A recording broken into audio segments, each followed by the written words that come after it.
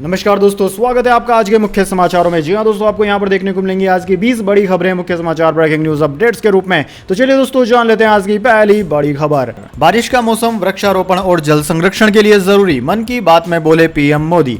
जी हाँ दोस्तों, प्रधानमंत्री नरेंद्र मोदी आज अपने मासिक रेडियो कार्यक्रम मन की बात के 103वें एपिसोड को संबोधित कर रहे थे। पीएम मोदी के मासिक रेडियो कार्यक्रम मन की बात को ऑल इंडिया रेडियो पर सुना जा सकता है। दोस्तों, इसका प्रसारण दूरदर्शन पर भी किया जाता है। श्रोता पीएम मोदी नरेंद्र मोदी के फेसबुक पेज पर जाकर भी मन की बात को सुन सकते हैं। इसके अलावा ऑल इंडिया रेडियो और पीएमओ के ट्विटर हैंडल पर भी इससे जुड़े अपडेट मिलते रहते हैं। हाल ही में दोस्तों, पीएम मोदी के मासिक रेडियो कार्यक्रम ने अपना 100वां एपिसोड भी पूरा किया था, जिसे 26 अप्रैल को पूरे देश में लाइव प्रसारित किया गया था। वहीं दोस्तों, 30 अप्रैल को इसका वैश्विक प्रसारण भी हुआ। इस कार्यक्रम का न्यूयॉर्क स्थित संयुक्त राष्ट्र मुख्यालय में भी सीधा प्रसारण किया गया था। वहीं दोस्तों, इस बार जुलाई के मन की बात कार्यक्रम में उन्होंने बारिश के मौसम में वृक्षारोपण और जल संरक्षण के लिए बात की। इसके बाद दोस्तों, अगली बड़ी खबर। मणिपुर गवर्नर से मिले इंडिया के 21 सांसद, कहा हिंसा पीड़ितों ने दुख सुनाया, एक्शन जरूरी। पीएम की चुप्पी दिखाती है कि वो गंभीर नहीं है। जी हां दोस्तों, विपक्षी गठबंधन INDIA यानी कि इंडिया के 21 सांसदों का प्रतिनिधिमंडल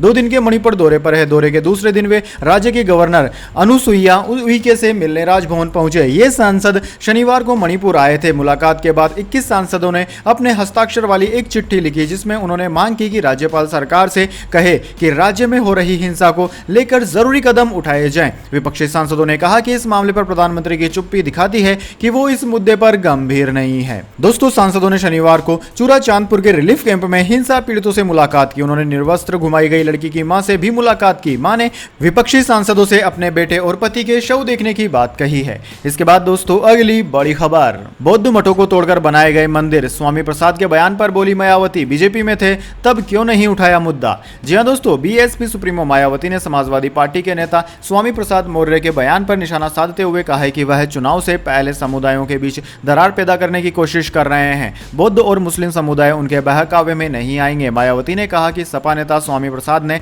बयान दिया था कि बद्रीनाथ समेत कई मंदिर बौद्ध मठों को तोड़कर बनाया गया था। इसके अलावा ज्ञानव्यापी मस्जिद के अलावा कई प्रमुख मंदिरों का भी आधुनिक सर्वे किया जाना चाहिए। ये विशुद्ध राजनीतिक बयान है जो नए विवाद को जन्म दे सकता है। मायावती ने ट्वीट कर मौर्य से यह भी पूछा कि बीजेपी सरकार में मंत्री रहते हुए उन्होंने कभी ऐसी मांग क्यों नहीं उठाई। बीएसपी सुप्रीमो ने कहा कि मौर्य लंबे समय तक बीजेपी सरकार में मंत्री थे, उन्होंने इस संबंध में अपनी पार्टी और सरकार पर इतना दबाव क्यों नहीं डाला। इसके बाद दोस्तों, अगली बड़ी खबर। पीएम मोदी संग एक ही मंच पर होंगे, शरद पवार करेंगे सम्मानित, फैसले से विपक्षी दल है नाखुश।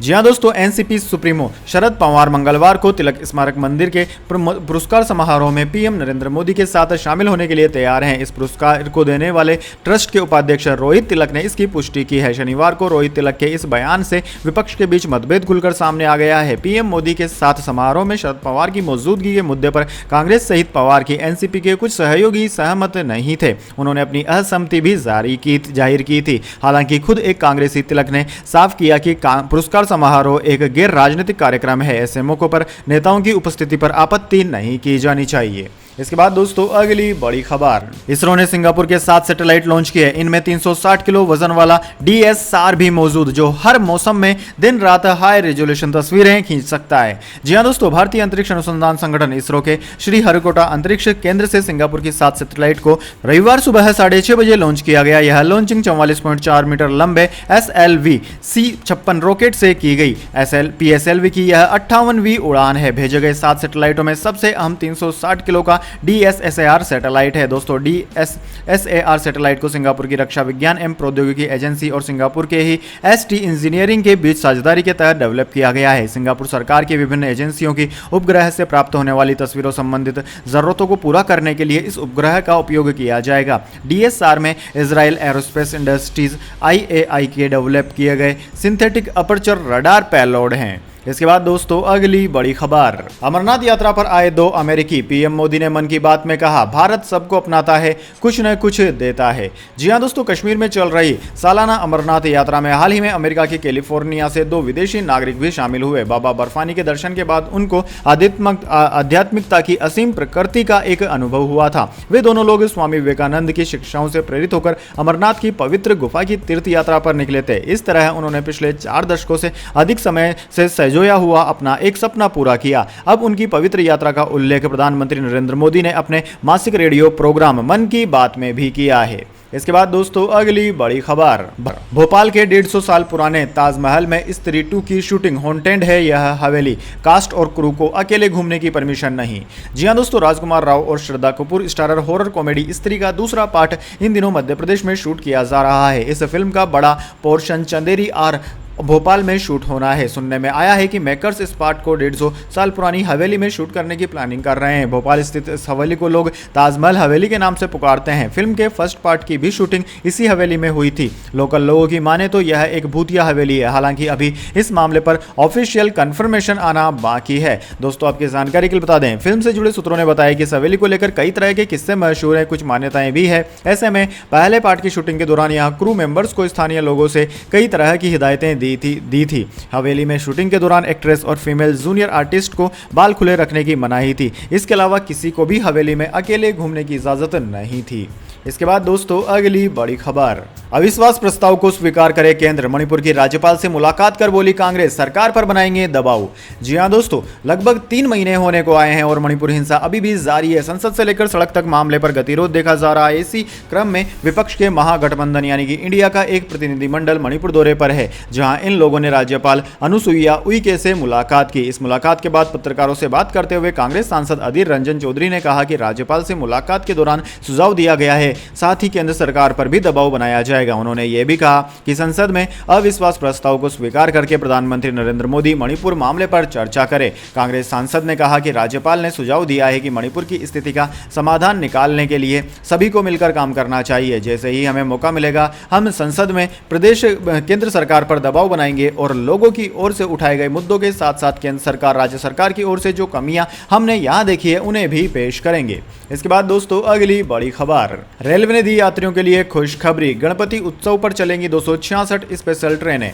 जी हां दोस्तों, भारतीय रेलवे ने गणेश उत्सव पर भीड़ और यात्रियों की संख्या के मद्देनजर 250 से ज्यादा स्पेशल ट्रेनें चलाने की तैयारी की है, ताकि गांव से शहर आने वाले यात्रियों और जाने वालों को आसानी से कंफर्म टिकट मिल सके। रेलवे की ओर से ये सभी ट्रेनें मुंबई से चलाई जाएंगी, जिससे गणेश उत्सव पर किसी तरह की परेशानी नहीं हो। यात्रियों की परेशानी को देखते हुए सेंट्रल रेलवे ने 18 नॉन रिजर्व ट्रेनों के चलाने का भी ऐलान किया है। इससे पहले मुंबई डिवीजन ने सितंबर में होने वाले गणपति महोत्सव के लिए 208 स्पेशल ट्रेनें चलाने का ऐलान किया था। वहीं यात्रियों की संख्या का अनुमान ज्यादा होने के कारण 40 और स्पेशल ट्रेनें चलाई गई थी। अब 18 नई ट्रेनों को स्पेशल ट्रेनों की लिस्ट में जोड़ा गया है, जिसका मतलब है कि अब कुल 266 स्पेशल ट्रेनें चलाई जाएंगी। इसके बाद दोस्तों अगली बड़ी खबर, टाइटन पनडुब्बी बनाने वाली कंपनी बोली शुक्र पर कॉलोनी बनाएंगे, 2050 तक 1000 लोगों को भेजने का दावा, कहा नए प्रयोग बंद नहीं करने चाहिए। जी हां दोस्तों, पिछले महीने अटलांटिक महासागर में फटने वाली टाइटन पनडुब्बी की मैन्युफैक्चरर कंपनी ओशन गेट अब वीनस यानी कि शुक्र ग्रह पर कॉलोनी बसाने की तैयारी कर रही है। इस महत्वाकांक्षी प्रोजेक्ट को ह्यूमंस टू वीमन नाम दिया गया है। इसके तहत 2050 तक वीनस के वातावरण में रहने लायक परमानेंट माहौल बनाया जाएगा और वहां 1000 लोगों को भेजा जाएगा। ओशन गेट कंपनी जो कॉलोनी बनाने की तैयारी कर रही है वो एक फ्लोटिंग यानी कि तैरने वाली कॉलोनी होगी। प्रोजेक्ट का नेतृत्व गुलेर्मो सोनलेन कर रहे हैं, जो ओशन गेट कंपनी के को फाउंडर हैं। हालांकि टाइटन पनडुब्बी डूबने और उसमें 4 अरबपतियों और कंपनी के सीईओ की मौत के बाद कंपनी के खिलाफ जांच भी की जा रही है। इसके बाद दोस्तों अगली बड़ी खबर, भारी बारिश से हिमाचल प्रदेश की टूरिज्म इंडस्ट्री बुरी तरह प्रभावित है, 5620.22 करोड़ रुपए नुकसान का अनुमान। जी हां दोस्तों, इस साल भारी बारिश के कारण हिमाचल प्रदेश का टूरिज्म इंडस्ट्री पूरी तरीके से प्रभावित हुआ है। धर्मशाला के मैकडोलगंज तक कई स्थानों पर नेशनल हाईवे बुरी तरह क्षतिग्रस्त हो गए हैं। केवल धर्मशाला में बारिश के कारण 8 करोड़ रुपए से अधिक के नुकसान का अनुमान लगाया गया है, जो अभी और बढ़ सकता है क्योंकि कई विभागों से रिपोर्ट आना भी बाकी है। दोस्तों, धर्मशाला के एक होटल व्यवसायी प्रेम सागर ने कहा कि मानसून का मौसम चल रहा है और यह लगभग 90 दिनों तक चलेगा। हम अभी मानसून सीजन के बीच में हैं। इस साल मानसून सही समय पर शुरू हुआ, लेकिन पिछले सालों की तुलना में ज्यादा बारिश हो रही है। कई स्थानों पर अनियोजित निर्माण के चलते जल जमाव की स्थिति बन गई, जिससे काफी परेशानी हो रही है। प्रेम सागर ने कहा कि यहाँ मानसून सीजन के महज 30 दिन में ही धर्मशाला से मैकडोलगंज तक नेशनल हाईवे जगह जगह क्षतिग्रस्त हो गया है। इसके बाद दोस्तों अगली बड़ी खबर, ICC ODI world cup 2023 world cup के ऑनलाइन टिकट बिक्री पर सामने आई बड़ी जानकारी। इन वेबसाइट्स पर आपको मिल पाएंगी ई टिकट। जी हां दोस्तों, भारत में 5 अक्टूबर से शुरू होने वाले आईसीसी वनडे वर्ल्ड कप को लेकर अभी से हर तरह फैंस के बीच में एक अलग ही उत्साह देखने को मिल रहा है। पहली बार भारत इस मेगा इवेंट का आयोजन अकेले करने जा रहा है और इसी कारण भारतीय क्रिकेट कंट्रोल बोर्ड बीसीसीआई इसकी तैयारी में किसी भी तरह की कोई कमी नहीं छोड़ना चाहती है। वनडे वर्ल्ड कप के लिए ऑनलाइन टिकट बिक्री की प्रक्रिया को लेकर अब बड़ी जानकारी सामने आ गई है। वनडे वर्ल्ड कप के लिए ई टिकट की बिक्री 10 अगस्त से शुरू हो सकती है। टाइम्स ऑफ इंडिया की रिपोर्ट के अनुसार बीसीसीआई ने इसको लेकर 2 बड़ी ऑनलाइन टिकट बेचने वाली कंपनियों को इसके लिए फाइनल भी कर लिया है। इसमें एक कंपनी बुक माई शो और दूसरी पेटीएम है। हालांकि इसके बावजूद फैंस को स्टेडियम में एंट्री के फिजिकल टिकट का होना अनिवार्य होगा। ऑनलाइन टिकट बिक्री को लेकर एक सूत्र ने टाइम्स ऑफ इंडिया को दिए इंटरव्यू में बयान में कहा कि बुक माई शो और पेटीएम आगामी वर्ल्ड कप में आधे मैचों की टिकट बिक्री को संभालेंगी। भारत और पाकिस्तान का मैच और फाइनल की टिकट बुक माई शो पर उपलब्ध होगी, वहीं सेमीफाइनल मैच की टिकट पेटीएम पर सेल होगी।